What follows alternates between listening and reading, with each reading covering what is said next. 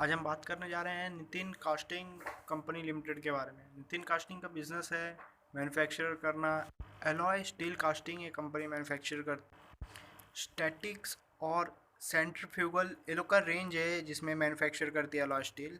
आगे चलते हैं और भी जान लेते हैं कंपनी के बारे में। कंपनी मार्केट कैप 47 करोड़ का है और अभी जो करंट प्राइस चल रहा है मार्केट में कंपनी का वो 91.4 रुपीज़ का है। कंपनी का पीई 10.1 का है। बुक वैल्यू आप देख सकते हो 97.8 रुपीज़ का है। आरओसी इस साल कंपनी ने जनरेट किया 9.23% का। आरओई जनरेट किया 6.71% का। डेब्ट टू इक्विटी देख सकते हो ना के बराबर है 0.02 है। प्रॉफिट आफ्टर टैक्स इस साल कंपनी ने जनरेट किया 4.67 करोड़ रुपीज़ का। अर्निंग पर शेयर देख सकते हो आप 9.08 रुपीज़ जनरेट किया कंपनी ने इस साल। डेब्ट देख सकते हो आप 0.87 करोड़ रुपीज़ का डेब्ट है कंपनी के ऊपर।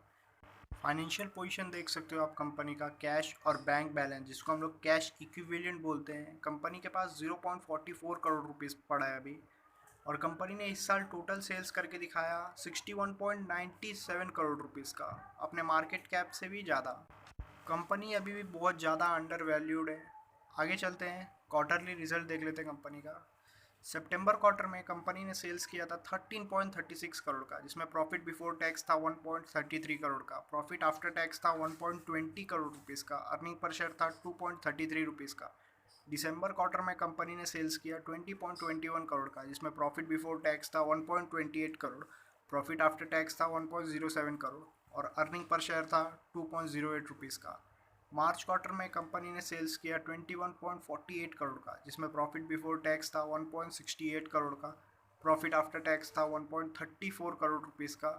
अर्निंग पर शेयर था 2.61 रुपीज़ का। जून क्वार्टर में कंपनी ने सेल्स किया 18.72 करोड़ का, जिसमें प्रॉफिट बिफोर टैक्स था 1.39 करोड़ का। प्रॉफिट आफ्टर टैक्स था 1.06 करोड़ का और अर्निंग पर शेयर रहा था 2.06 रुपीज़ का। ये कंपनी अपना सेल्स बढ़ाते जा रही है, प्रॉफिट भी बढ़ाते जा रही है और अर्निंग पर शेयर भी अच्छा खासा बढ़ाते ही जा रही है और रेंज में रख रही है earning per share. Profit and loss statement देख लेते हैं कंपनी का।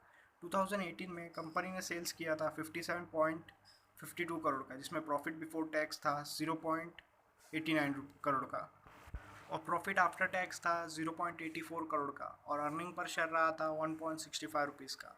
2019 में कंपनी ने सेल्स किया 73.62 करोड़ का, जिसमें प्रॉफिट बिफोर टैक्स था 3.32 करोड़ का। प्रॉफिट आफ्टर टैक्स था 2.34 करोड़ रुपीज़ का। अर्निंग पर शेयर था 4.55 रुपीज़ का।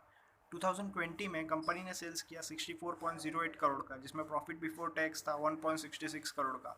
प्रॉफिट आफ्टर टैक्स था 1.33 करोड़ का। अर्निंग पर शेयर रहा था 2.59 रुपीज़ का। लेकिन 2021 में कंपनी ने सेल्स किया 61.97 करोड़ का, जिसमें प्रॉफिट बिफोर टैक्स था 3.91 करोड़ का। प्रॉफिट आफ्टर टैक्स था 3.26 करोड़ का। अर्निंग पर शेयर था 6.34 रुपीज़ का। पिछले साल और इस साल से आप कंपेयर करोगे तो प्रॉफिट बढ़ रहा है कंपनी का। आगे चलते प्रॉस जान लेते कंपनी का। कंपनी ने इस साल डेप्थ रिड्यूस किया। कंपनी लगभग डेप्थ फ्री है। कंपनी अपने बुक वैल्यू से 0.93 टाइम ही ट्रेड कर रही है। कंपनी से आगे आने वाला क्वार्टरली रिजल्ट का एक्सपेक्टेशन है कि बहुत अच्छा खासा जनरेट करके दिखाएगी। आगे चलते हैं रेशोज जान लेते हैं कंपनी का। कंपाउंडेड सेल्स ग्रोथ रेशो देख लेते हैं। पिछले 10 साल में average compounded sales growth ratio है 7% का। पिछले 5 साल में -1% का है। पिछले 3 साल में 3% का है और आगे आने वाले साल का एस्टिमेट है कि 36% रहेगा। कंपाउंडेड प्रॉफिट ग्रोथ देख लेते हैं। पिछले 10 साल का एवरेज कंपाउंडेड प्रॉफिट ग्रोथ है 8% का। पिछले 5 साल का हमारे पास अवेलेबल नहीं है।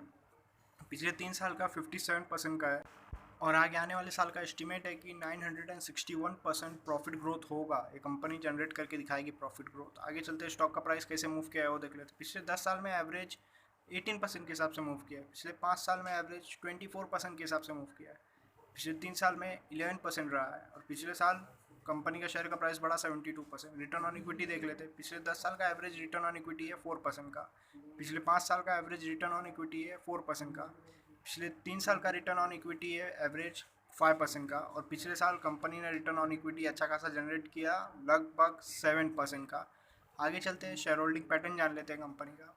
मार्च क्वार्टर में प्रमोटर्स का होल्डिंग था 71.39% का। जून क्वार्टर में कोई बदलाव नहीं हुआ, उतने का उतना ही रहा। पब्लिक होल्डिंग था मार्च क्वार्टर में 28.61% का। जून क्वार्टर में भी कोई बदलाव नहीं हुआ, उतने का उतना ही रहा। अभी तक फॉरेन इन्वेस्टर इंस्टीट्यूट और गवर्नमेंट ने हाथ नहीं डाला है कंपनी में। जब डालेंगे तो इस शेयर का प्राइस बढ़ जाएगा ऑटोमेटिकली। आपको एनालिसिस अच्छा लगा तो प्लीज़ लाइक करें, शेयर करें, कमेंट करें और सब्सक्राइब ज़रूर करना।